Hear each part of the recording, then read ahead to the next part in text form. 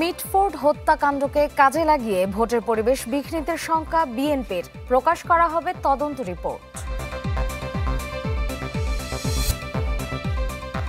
ডিসেম্বরের মধ্যে নির্বাচনের প্রস্তুতিকে স্বাগত বিএনপির, দৃশ্যমান সংস্কার ছাড়া ভোটে আপত্তি জামায়াতের।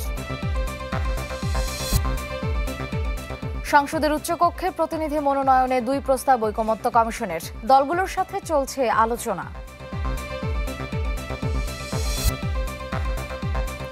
রাজধানীর চাংখাপুলে 6 জন হত্যায় বিচার শুরুর আদেশ, কনস্টেবল সুজন সহ 4 জন ট্রাইব্যুনালে।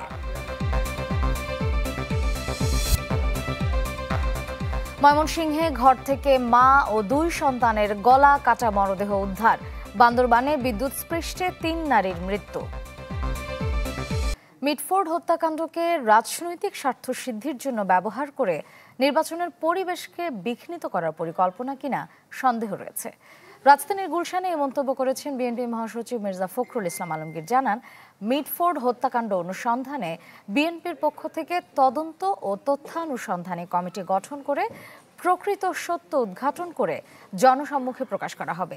মির্জা ফখরুল বলেন, গুটি কয়েক রাজনৈতিক দলের হীন স্বার্থের কারণে দেশ ব্যর্থ হতে পারে না। হুঁশিয়ারি দেন, ফ্যাসিবাদের অনুপ্রবেশে কোনো ষড়যন্ত্র সফল হতে দেয়া হবে না। সুপরিকল্পিতভাবে দেশের বৃহত্তম জনপ্রিয় দলের বিরুদ্ধে কুৎসা রটনা, উদ্দেশ্যপ্রণোদিতভাবে দলের শীর্ষ নেতা, যিনি শুধু একজন ব্যক্তি নন, যিনি দীর্ঘ 1.5 যুগ ধরে পরিচালিত স্বৈরাচার পতন আন্দোলনের প্রধান নেতা, সাফল্যের কারিগর, গণ অভ্যুত্থানের প্রাণপুরুষ, তার বিরুদ্ধে অশ্লীল, কুরুচিপূর্ণ এমন বক্তব্য প্রদানের বিরুদ্ধে আমরা তীব্র প্রতিবাদ, নিন্দা ও ঘৃণা প্রকাশ করছি। মৌলিক সংস্কার ও লেভেল প্লেইং ফিল্ড ছাড়া যেন তেন নির্বাচনে যাবে না বাংলাদেশ জামায়াতে ইসলামী। শীর্ষ নেতারা বলছেন, এখন পর্যন্ত সুষ্ঠু নির্বাচনের পরিবেশ নিশ্চিত করতে পারেনি সরকার। নৈরাজ্য চলমান থাকলে ও প্রশাসন নিরপেক্ষ না হলে প্রয়োজনে দেশের স্বার্থে রাজপথে নামবে দলটি। বিস্তারিত জানাচ্ছেন মাহফুজ কামাল। নির্বাচনী রোডম্যাপ ঘিরে যখন জোর আলোচনায় ফেব্রুয়ারি, তখন ডিসেম্বরের মধ্যে প্রস্তুতি নেওয়ার নির্দেশ দিয়েছেন প্রধান উপদেষ্টা। এটিকে বিএনপি ইতিবাচকভাবে নিলেও খানিকটা বিপরীত অবস্থানে বাংলাদেশ জামায়াতে ইসলামী। দলটি বলছে, জুলাই গণহত্যার দৃশ্যমান বিচার ও মৌলিক সংস্কার না হলে ডিসেম্বরে নির্বাচনের পক্ষে নয় তারা। নির্বাচনের জন্য উভয়ের জন্য সমান সুযোগ সুবিধা সম্পন্ন পরিবেশকেই মিন করা হয়েছে। তা যদি প্রশ্নটা এমন হয় যে না এখনই এরকম আছে কিনা, আমরা বলব না, এখন লেভেল প্লেইং ফিল্ড নাই। নির্বাচন নিরপেক্ষ করার জন্য সরকার প্রয়োজনীয় ইলেকটোরাল সিস্টেমকে সংস্কার করবেন, গভর্নমেন্ট প্রতিশ্রুতিবদ্ধ আছে। যদি সেটা সরকারের ঘোষিত টাইম লাইনে ইলেকশনটা হয় এবং সেই সময় লেভেল প্লেইং ফিল্ড যদি আমরা দেখি, তো আমরা আশা করি নির্বাচন নিরপেক্ষ হবে। কিন্তু নির্বাচনের আগে বেহাল আইন শৃঙ্খলা পরিস্থিতির উন্নতি এবং বিভিন্ন বাহিনী নিরপেক্ষতা নিশ্চিত না হলে নির্বাচন হতে দেবে না জামায়াত। প্রয়োজনীয় মৌলিক সংস্কার ছাড়া, লেভেল প্লেইং ফিল্ড তৈরি করি ছাড়া যে নির্বাচন হবে, সেটি হাসিনার সময়কার 2018, 14 এবং 24-এর এই পুনরাবৃত্তি ঘটা ছাড়া আর তেমন কোনো ফায়দা হবে না। সেই নির্বাচন জামায়াত ইসলামী চায় না, বাংলাদেশের মানুষ চায় না। সুতরাং প্রপার সংস্কার এবং দৃশ্যমান বিচার, সুষ্ঠু নির্বাচনের সার্বিক অবস্থা তৈরি না হওয়া পর্যন্ত জামায়াত ইসলামী যেন তেন কোনো নির্বাচনে পক্ষে নয় এবং সেই ধরনের নির্বাচনে দেশবাসী যাবে না, গ্রহণ করবে না। জামায়াত ইসলামী সেরকম নির্বাচন এদেশে অ্যাকসেপ্ট করবে না, সেরকম নির্বাচনে অংশগ্রহণ করবে না। সংস্কার প্রয়োজন। দলটির শীর্ষ নেতারা মনে করেন, সুষ্ঠু নির্বাচন না হলে ভিন্ন রূপে ফিরে আসতে পারে ফ্যাসিবাদ। এই নির্বাচনে যারাই এসে যদি ওই ফর্মের মধ্যে ঢুকে যায়, তো ওখানে আরেকটা স্বৈরাচার তৈরি হবে। যদি এরকম অব্যাহতভাবে নৈরাজ্য চলে এবং সঠিক সংস্কার যদি না হয়, আমরা এর বিরুদ্ধে রাস্তায় নামব। মাহফুজ কামাল, চ্যানেল 24, ঢাকা। 2026 সালের ফেব্রুয়ারি নয়, চলতি বছরেই জাতীয় নির্বাচন অনুষ্ঠান সম্ভব। তবে সরকারের প্রতিশ্রুতি অনুযায়ী নির্ধারিত সময়ের মধ্যেই ভোট হবে বলে বিশ্বাস করে বিএনপি। দলটির স্থায়ী কমিটির সদস্য সালাউদ্দিন আহমদ আশা করেন, সংস্কার প্রশ্নে দীর্ঘদিন চলা আলোচনার অধ্যায় অচিরেই শেষ হবে। শাহনওয়াজ বাবলুর রিপোর্ট।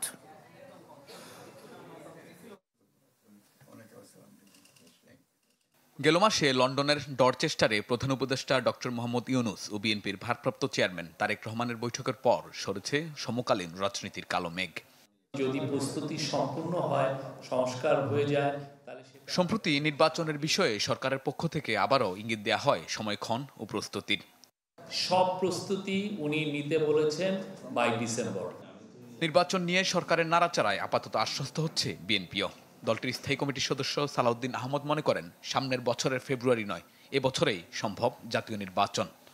নির্বাচন ফেব্রুয়ারি কেন, তারও অনেক আগে করা সম্ভব।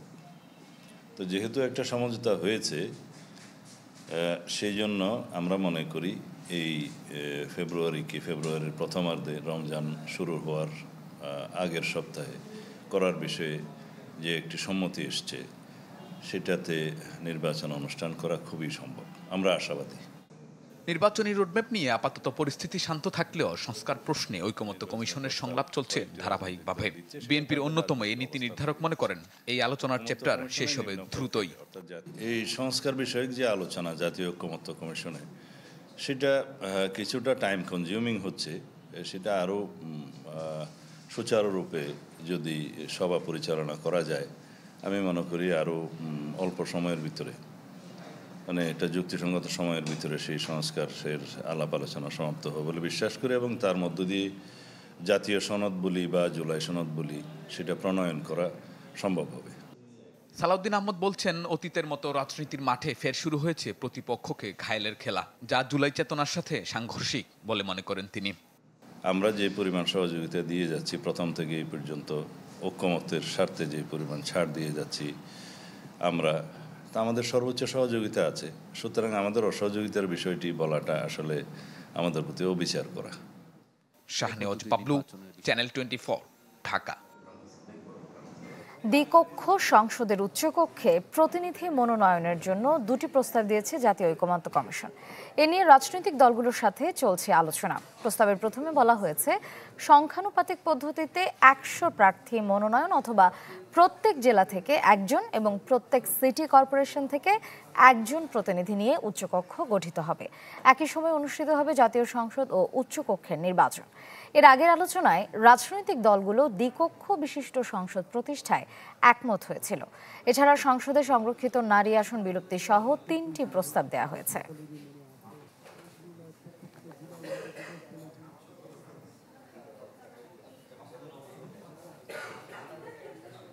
সংস্কৃতি মন্ত্রণালয়ের পক্ষ থেকে জুলাই নারী দিবস বলে 3টিকে চিহ্নিত করা হয়েছে।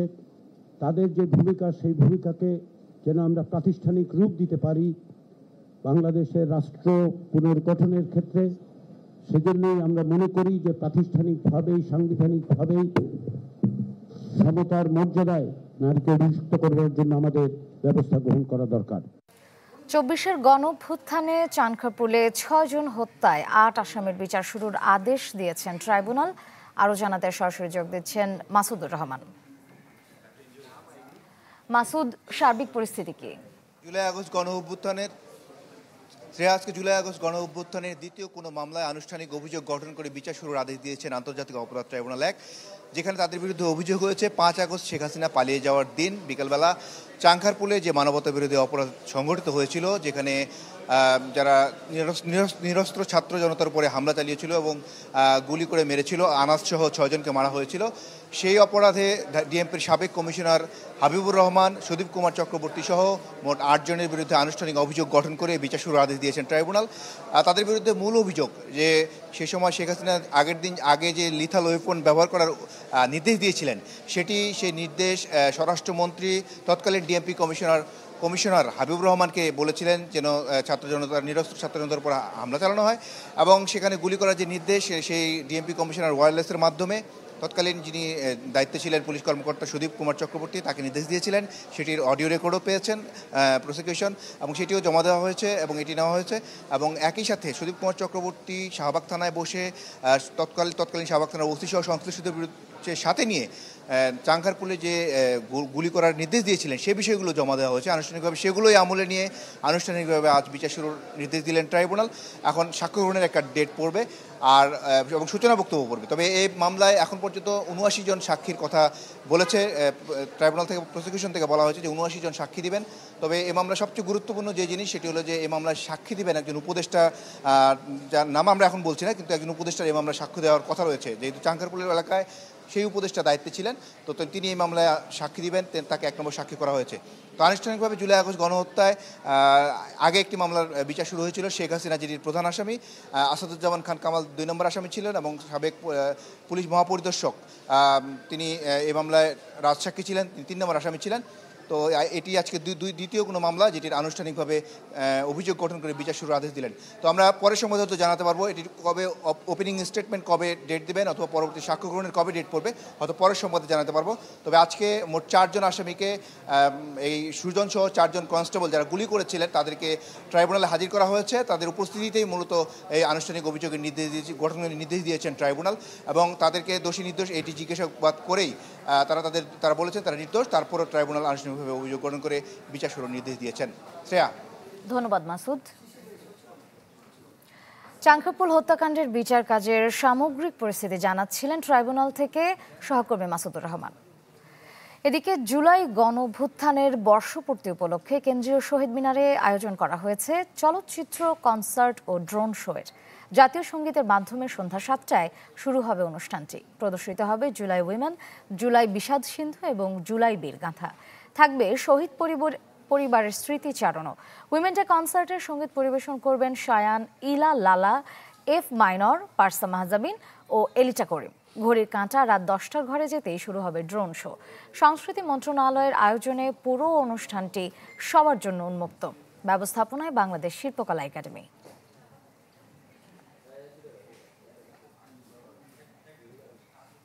ময়মনসিংহের ভালুকায় বসতঘর থেকে মা ও 2 শিশু সন্তানের গলাকাটা মরদেহ উদ্ধার করেছে পুলিশ জানায় ভালুকা পৌরসভার 7 নম্বর ওয়ার্ডে ময়না বেগম তার 2 শিশু সন্তান নিয়ে বাস করতেন।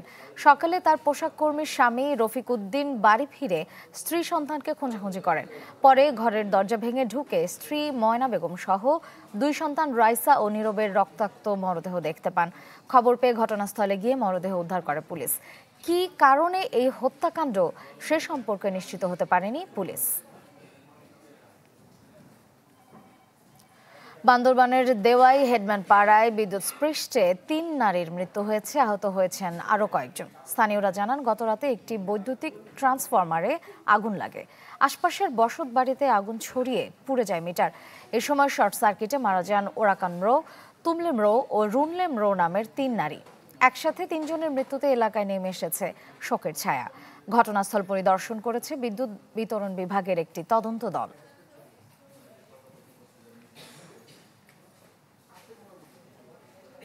চট্টগ্রাম বন্দরের শিপ হ্যান্ডলিং আর বার্থ অপারেটর লাইসেন্সিং নীতিমালা করছে সরকার, যার আলোকে দেয়া হবে নতুন লাইসেন্স। হবে নবায়ন বা বাতিল।